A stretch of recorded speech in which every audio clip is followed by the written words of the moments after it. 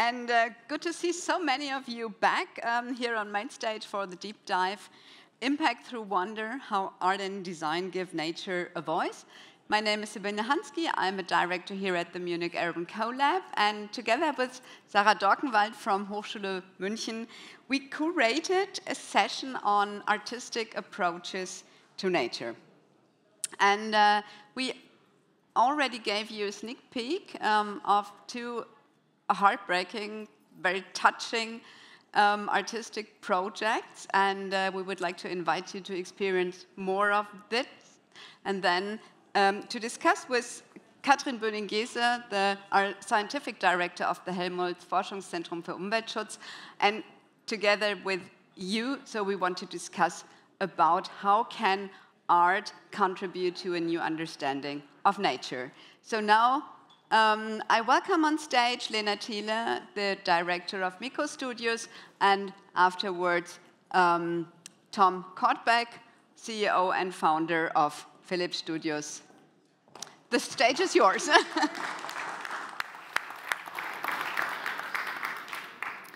Thank you very much for having me again. So for all of you who may haven't been here before lunch, I will give a very brief introduction to the project Myriad and repeat a little bit what I said before. So Myriad is a project about animal migration, and it's designed to actually raise awareness about the essential interplay of more than human life on our living planet. And it is about the relationship that we as humans have. And it tells the story from the perspective of migrating animals in a time where the world is constantly changing and, of course, as we heard, shaped a lot, especially by us humans. Myriad is a poetic narrative and a sensual experience. It's at the intersection of art, science, and storytelling. And it integrates a 360-degree 3D documentary. Always stumble when I say this. A TV documentary, a 32 minutes VR experience, and immersive installation, where I will dive a little bit deeper. And I would like to take the time to take a little bit on the journey of our artistic process. When we started the project 5 years ago, and we started working with our science partner, which is mainly the main science partner, the Max Planck Institute of Animal Behavior, and different other science partners. Also, we worked with the studies from the PIC and the planetary boundaries that you heard this morning. We were really overwhelmed with a lot of science information. So we sat there for quite a while, reading, and trying to understand, and started our artistic research and design process. And the main thing, and the main question in the beginning was, how can we transform the science research into an experience through the means of the artistic approach, and, which is important for us, to convey a story? So the question that we had was, what do those stories actually tell us about migrating animals on our planet? And what we figured is while they are actually migrating, they cross through a lot of different ecosystems. And in each and every ecosystems, they play a special role.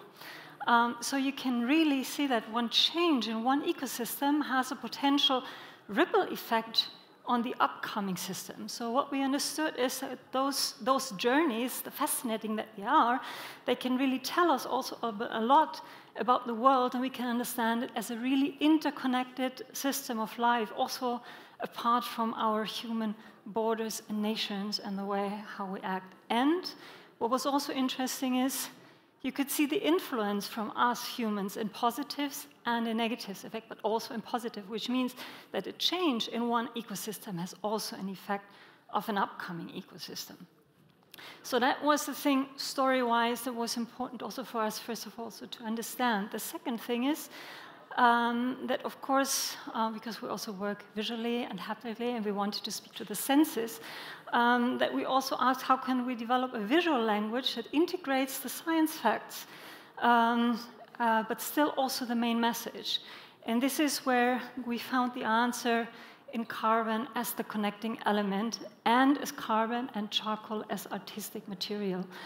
And what we did in the studio, also with another artist who cannot be here today, is we started playing around. We were crushing charcoals, and also the fragility of this material, right? Breaking it apart and building it together, was so inspiring. And then we took a magnifying glass that you could see, and from all these little tiny aspects, we created whole landscapes.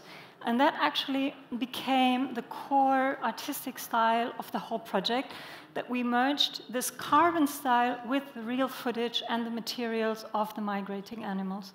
And we first of all put that into practice in the 32 minutes VR experience, where we tell the story of the bald ibis, the green sea turtle, and the Arctic fox. And I will show you a short trailer of the VR experience.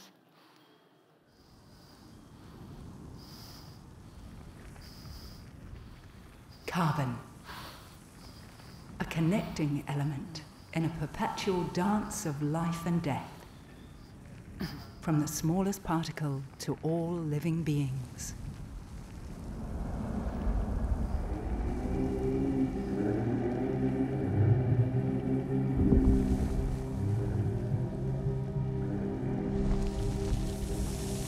Myriad, where we connect.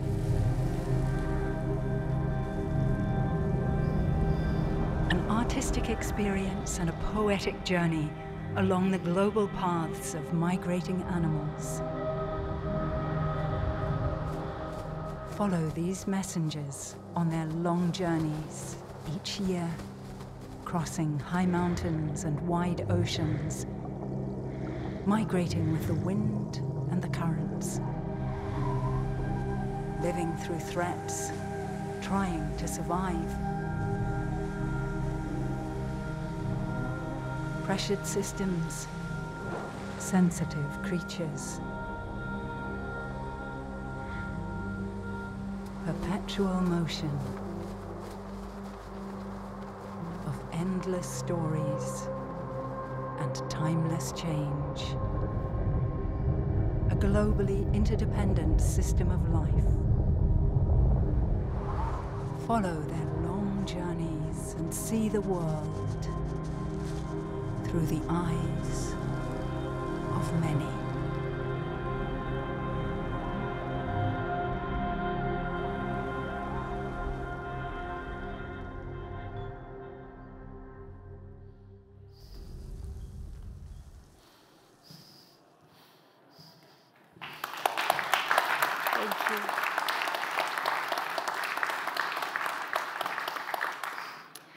Thank you. And what we did next, because we also wanted to, from the pure digital space, right, that was meant for the VR goggles, we wanted to also bring it really in the physical space, because we also wanted to touch different senses of human beings. So what we did is that we transferred this scenography of the VR into the real space to create an exhibition architecture. And you can see here, these are the moods from the Frankfurter Kunstverein, an exhibition called Bending the Curve, where we'll get to a little bit later also in the discussion, where it was exhibited over 4 months last year. So you could see we created 3 huge carbon blocks that you could actually really touch. You could also interact, and we put a lot of effort also in the structure, that it has a sensitive effect and you could really touch it. And we projected half an hour of stories, land, water, and air, and then the Anthropocene, which means the influence of the human being on our natural world. And on the right-hand side, you can see that we also had carbon blocks, so we had the VR and the 360 also exhibited. And I will finish the short presentation with, again, showing the short teaser of the exhibition if you haven't seen it before, and looking forward to go deeper in the discussion afterwards. Thank you very much.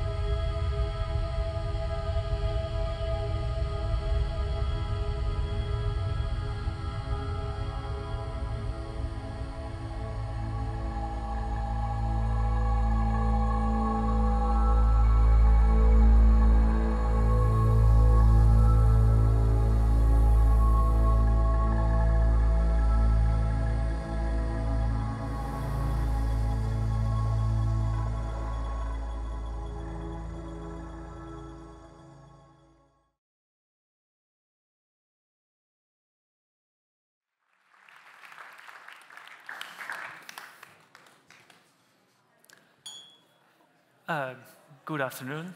I hope you had a good lunch. I'm going to tell you more about our project Arabidopsis Symphony.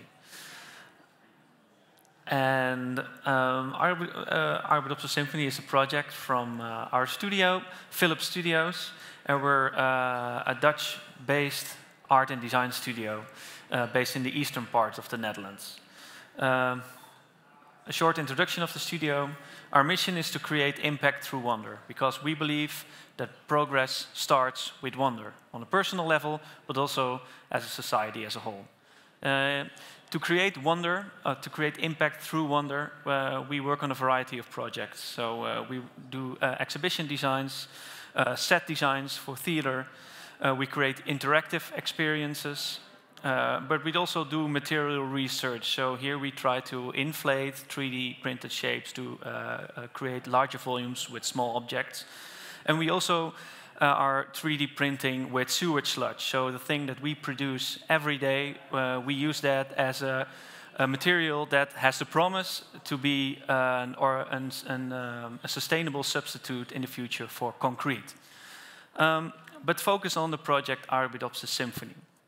It's a collaboration with the Wageningen University, a Dutch agricultural university, and especially we work together with plant physiologists. And these people look at genes and hormones in plants.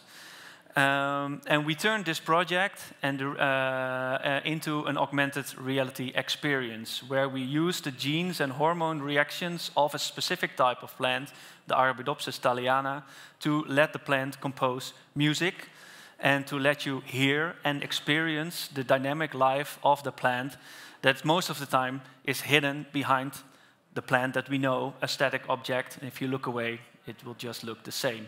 But if you just look beyond the surface of the plant, there's a whole rich, dynamic, direct, responsive life going on, which really isn't that much different than we as humans. So that's what it is, a field of virtual plants where you can walk through every plant, plays an instrument, and together they will form an orchestra. And every day the plants, just like the normal Arabidopsis, will grow a little, and so they will compose a little bit of music, and they will look different. Also during the day and during the night, during the evening, during the morning, they will look and sound different, because plants and different genes and hormones in the plants will react differently during the night, during the day, during the morning, and during the evening. So normal Arabidopsis, I will show you one later, are just 40 centimeters high, but we blew them up, inflate them to a larger life-size scale, so that you have a more interactive one-on-one experience with them. You can walk through a field of these plants and really dive into the experience dynamic life. So this is the real deal. This is the Arabidopsis thaliana, or sand rocket. It's a really common weed. It will grow actually everywhere on Earth. It even grows in the ISS space station right now. And if you walk outside, you will probably also find it just between the tiles. They use it in fundamental plant science because it's a very simple plant. And they also call it like the lab rat of plant science. So this is the guy I've worked with. It's Professor Sander van der Kool. He's world famous because he made the black rose. So he earned a lot of money with that, and he decided not to retire, but to buy his own research faculty, and so he could do whatever he liked for the rest of his life. Which is also collaborating with me. That was nice. And so he had a fascination for plants, but also for music. So he reached out to us and said, I think that we can, if we join these two things together, I can express more the feeling that I have when I look at this plant. So we started collaborating. And we used he came up with a philosophical concept. It's the Parliament of Things. Probably you know it. It's coined by Bruno Latour, a French philosopher who died recently, unfortunately. And it is about giving non-human objects a voice. So as humans, we have a voice because we vote for people in Parliament. But Bruno Latour says, actually, also non-human beings should have a voice because they also count in this world. And we thought about this, and then we came back to the idea of the music, because music is also a translational device between humans. So we could speak different languages, but if we listen to music, we all will understand it and have a feeling about it.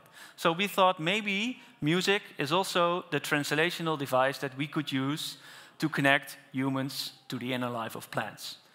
So we start working, and this is a result of actually an insight of the research, or the research methodology that Sander uses.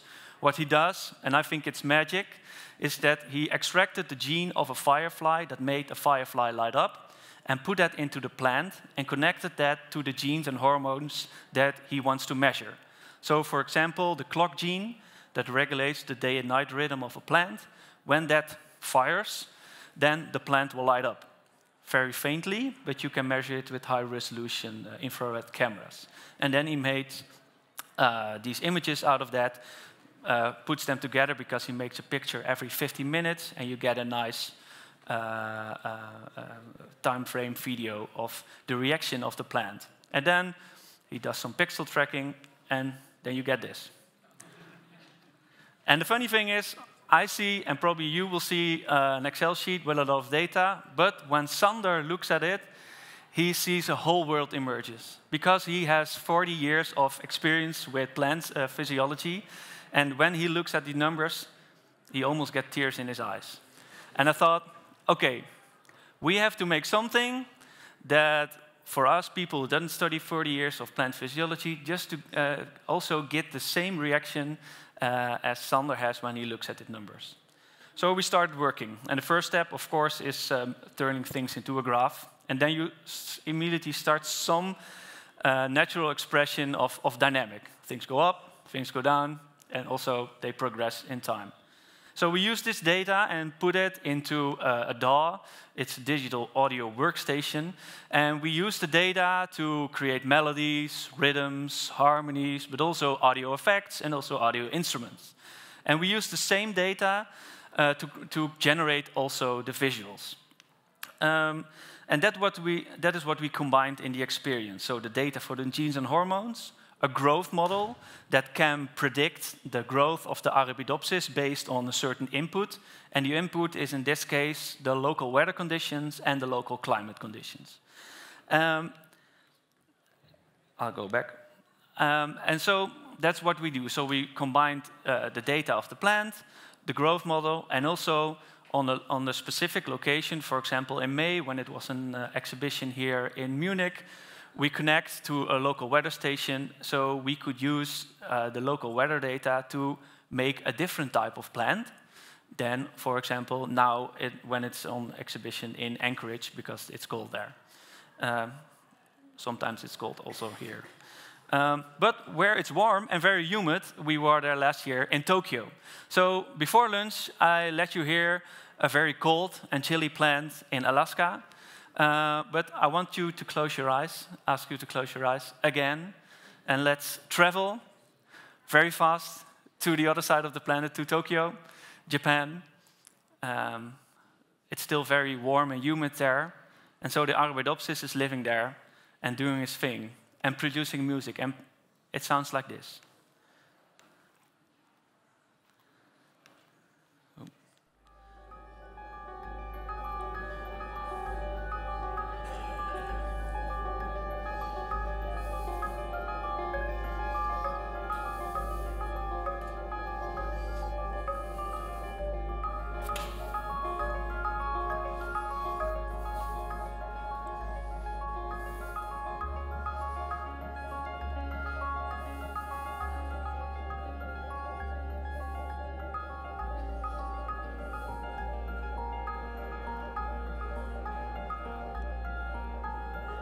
All right, let's travel back.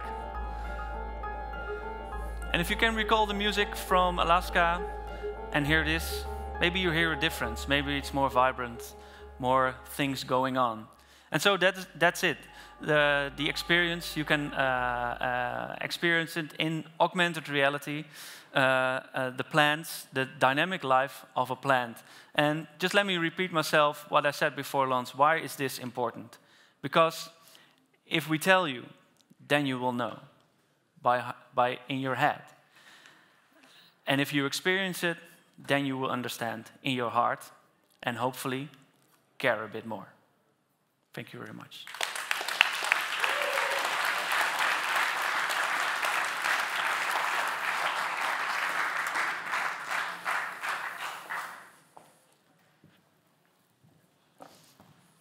Well, I must admit I'm absolutely overwhelmed by the beauty of both projects. Well, I think we will discuss how art can contribute to a new understanding of nature. Lena? Soll ich hier? So, wir schaffen das. As some of you did not join our previous session, and because it's very, very important, let me please ask you, Katrin, again a question. We heard a lot about double crises, about that we are on the path of disaster. But Ursula von der Leyen, she said it's not too late, and this is something also that you say. You say that with the relatively few measures, biodiversity could even increase again. So would you please tell us a little bit more about it? Yeah, a little positive scenario. We have in biodiversity research now also these global models that the climate community has, and with these models we can see what it takes to bend the curve and to increase biodiversity again. And in fact, it's rather simple. We need large, well-protected nature reserves, that's measure 1, plus restoration. We need a productive but sustainable agriculture. And third issue, we need to change the way we consume and eat, less food waste and a more plant-based diet. And if we take sufficient measures, and each step is not horribly big, we can stop the decline of biodiversity by the year 2030 and increase it again by the year 2050. So it's actually not a lot of things we do need to change. Okay, but as Tom already said, so knowledge is not enough. So Eckhard von Hirschhausen mentioned it yesterday. So the significance that we need new narratives, that we need images, sounds to be touched emotionally. Yeah, it is a big question why so little is happening. And one of the things is that obviously few of us know biodiversity. We don't live on the land, we don't see the soil or feel the soil, we don't know the pollinators, we don't know the birds. So I think arts is giving us a possibility to experience other species in other ways and with different senses. So it's a way to reconnect to nature. So, Tom and Lena, you created these really unique aesthetics, and we just have talked about that we need to get touched, emotionally touched. So what were and with help of your projects, we actually can immerse ourselves in these worlds we haven't experienced like that before. So what were the feedback you got from people who have experienced your work? Well, it's a very wide variety of reactions. So a lot of people think it's cool most of the time because they never used augmented reality before, so that's the thing. So then I think whatever we put into that, people would think that it's cool, but that's also fine. Sometimes people get angry because we, of course, we derive a bit from science, so we did not display the correct way.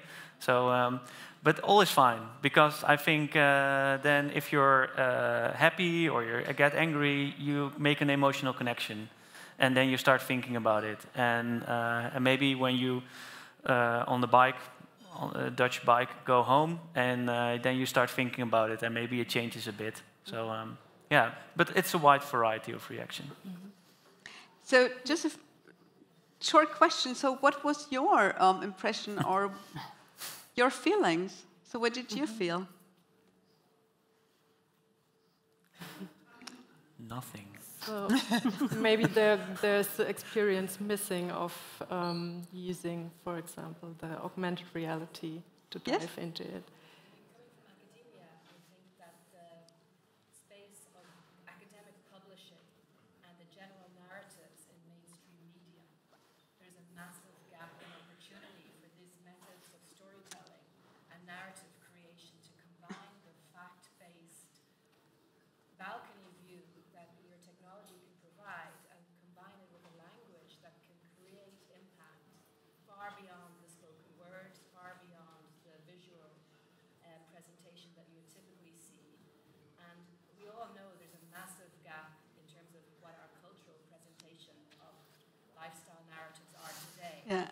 So I see the only question is how well can we imagine creating new brands, new mechanisms to communicate and connect beyond Instagram, and create new mechanisms for society who will embrace rapidly this knowledge, and then to change the business models to expedite our business decision making at board level to encompass the tendencies that we need to follow to take your 3 or 4 steps.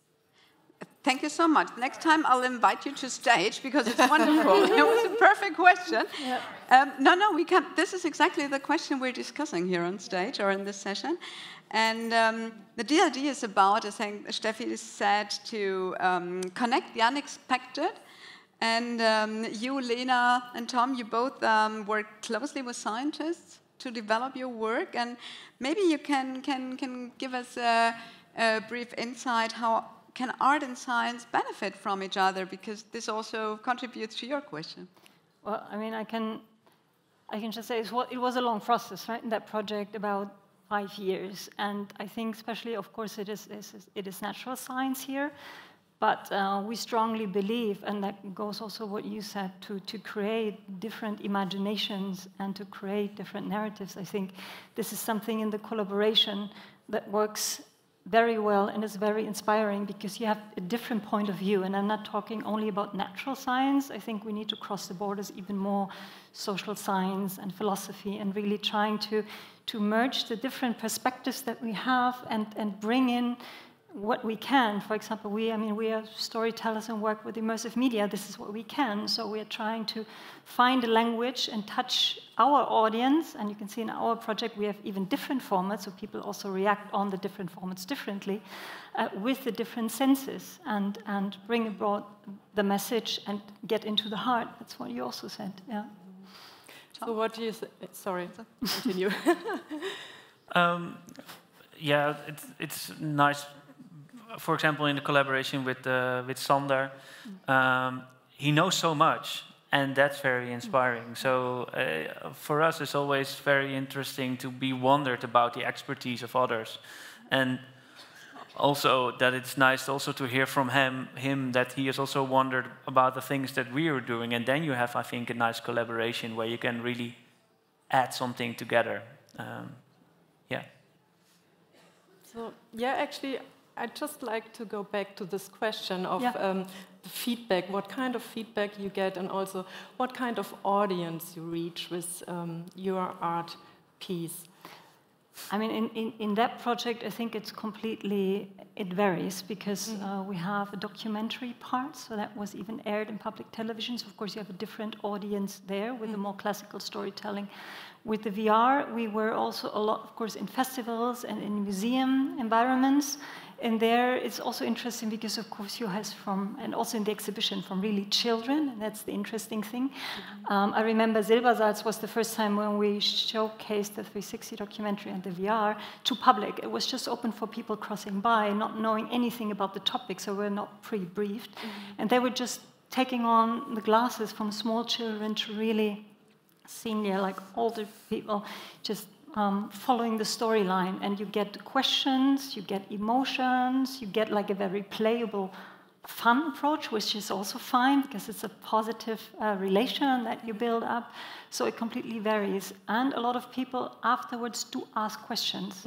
So I think this is also a thing, like I did not know, especially when they know that all the stories, even the one in VR, are all based on science facts and are real stories. So this thing of I did not know and it touched me were definitely an experience. But I still also like the children who just walk in and touch and play around. So, yeah. But so it's also that art also offers an opportunity to communicate, so to ask questions and to come into dialogue.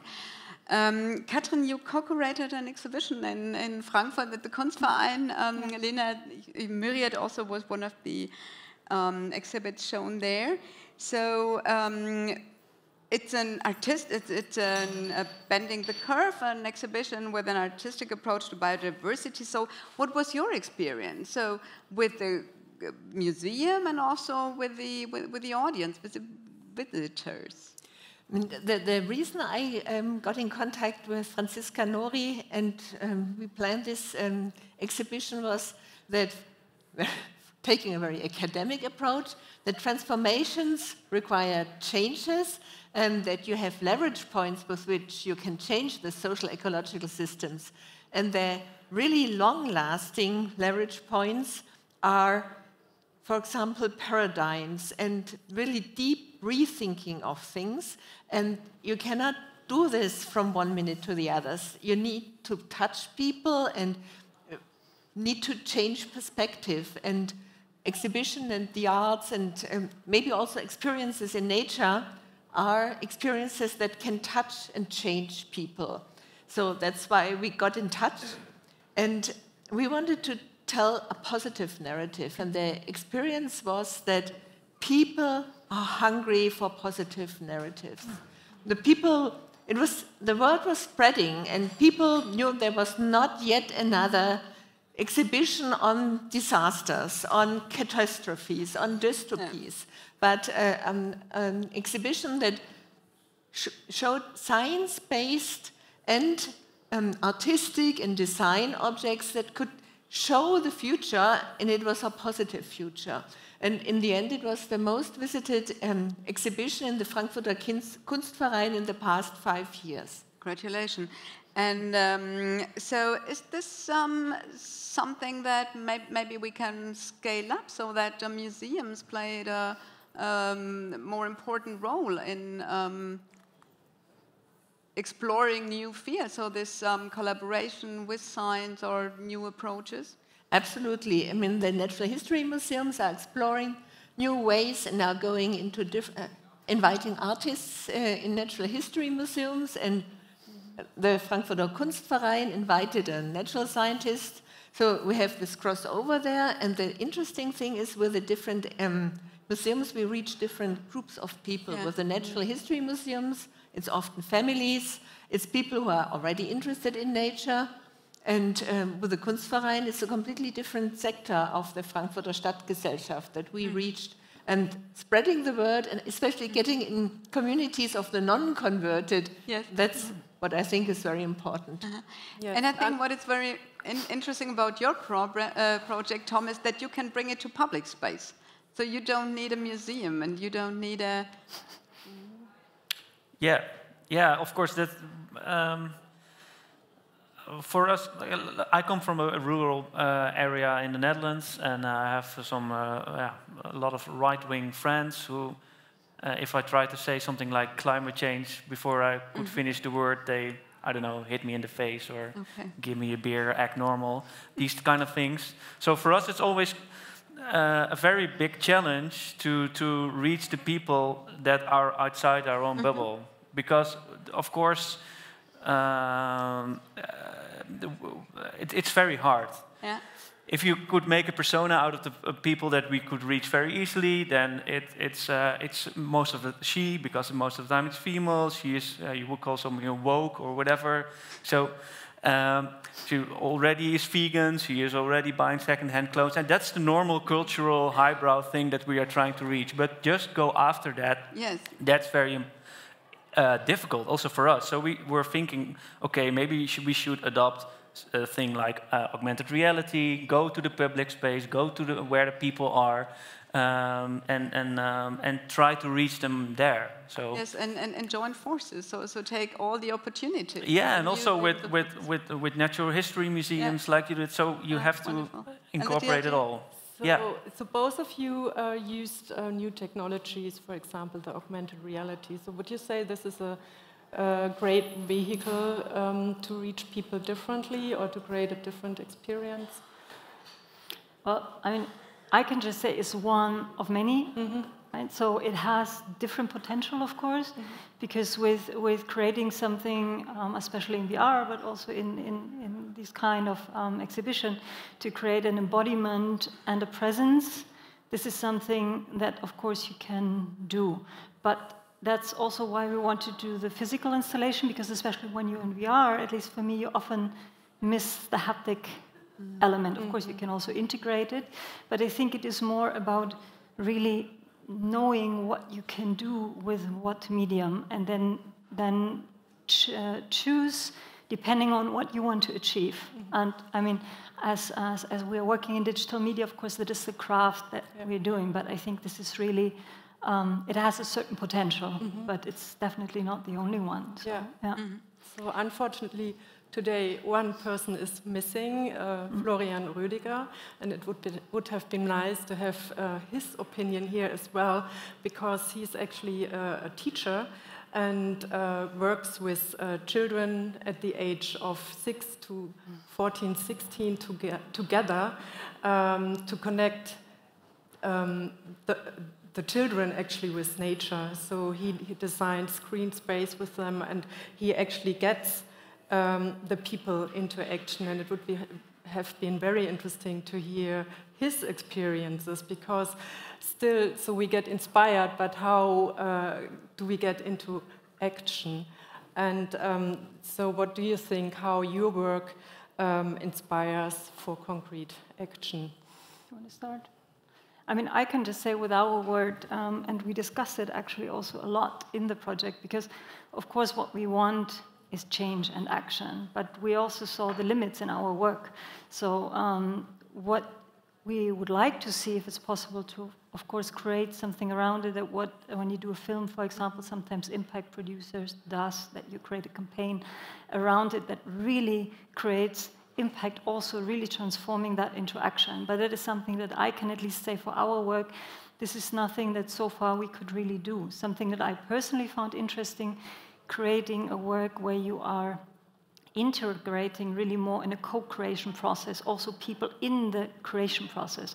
But to do this transfer, it's really also about a communication strategy. And this is where we would then work with partners who transfer this. And best of all, you work together from the beginning. That's always, of course, the wish behind it. Yeah, and it's the same for us. So our mission is to create impact through wonder. So we start with wonder, and then we can create an awareness of people that they think, hey, this is cool.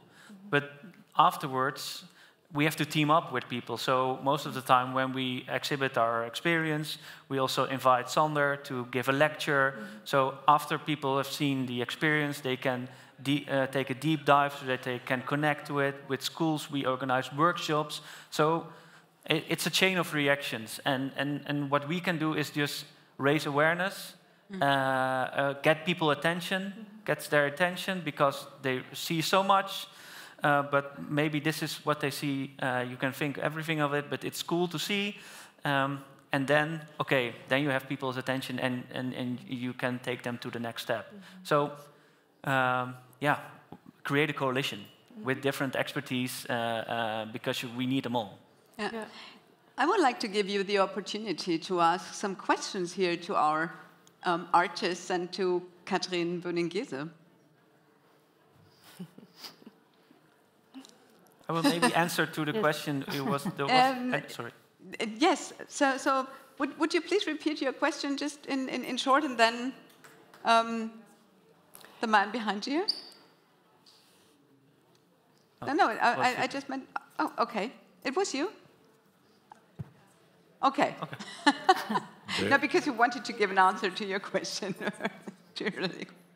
The question is, how can we support your activities? How can we work together? And I think 1 + 1 makes 3 if we find a way to cooperate, like SDG number 17. So please tell us, what can we do to support your work? By the way, my name is Fritz. I'm the editor in charge of Forum CSR International and Forum Nachhaltig Wirtschaften. We can connect after the deep dive. So either with Lena or with me, so we can talk on. So yeah, so maybe that's a very concrete answer to. Perfect, because I think this is what this event is all about: to initiate new projects and collaborations. And you, please, the next question. I'll just use my voice. Yes. Yes. I think this is like really touching. I studied ecology for 5 years, and there was very little moments where I don't know, I felt that emotional connection with my sense. With your sounds, I thought it was really cool. So I think there's also great potential to like transform the way that business leaders perhaps perceive nature. And so I think like this whole point around scaling this beyond like small exhibitions where you speak to the converted, I think that's like the key to really unlocking societal shifts and the way we value nature. So yeah, I don't know, is this something that you can also see bringing to businesses, or like what does it need to like really scale this? I don't know, can you have it on TikTok or something like that? I don't know, what reaches the young people as well. So yeah, do you have a strategy for scaling, or is there, I don't know, how can we get this to a broader audience? I think it's the same. Yeah.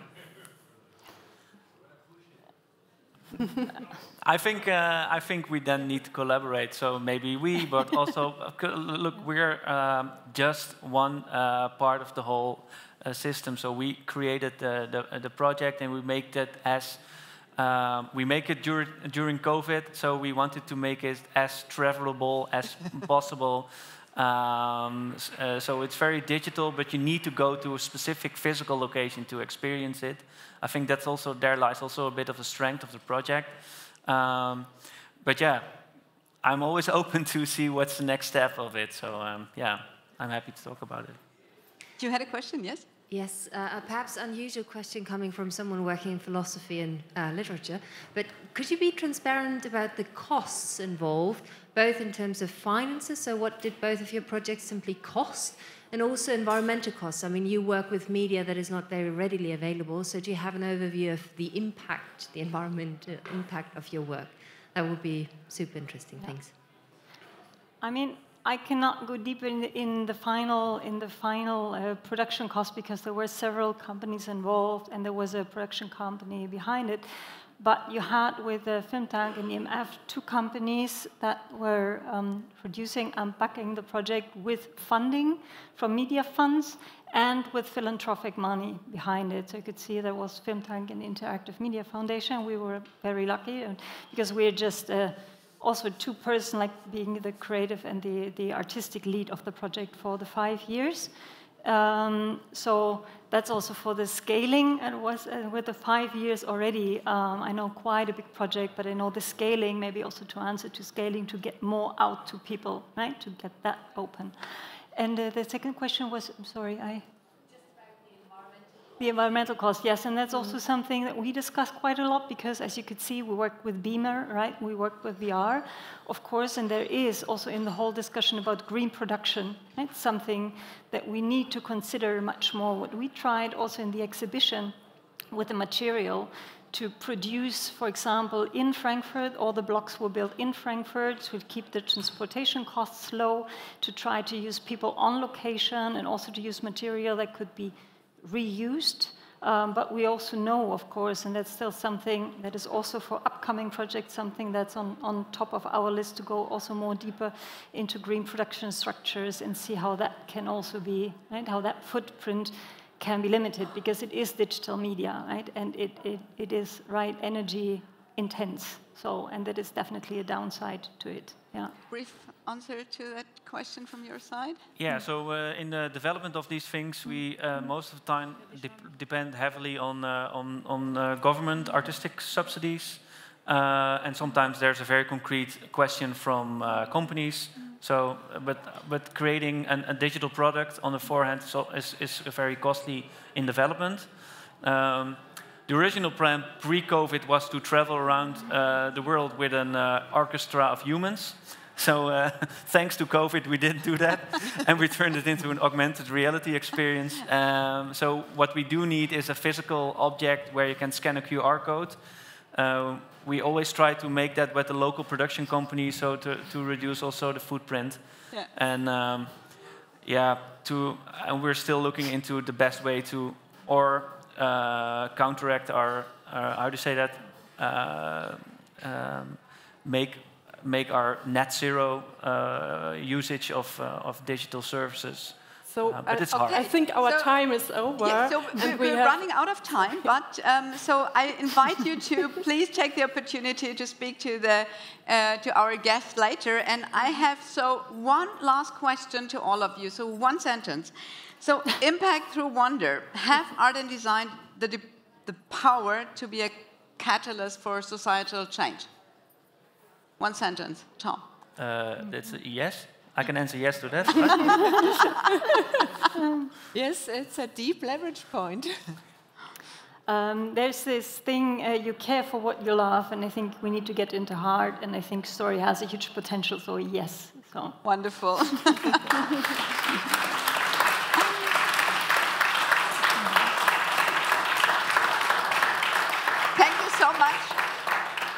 Thank you so much to our wonderful guests here on stage, and also to this wonderful audience, and for all your questions and interest. Thank you so much.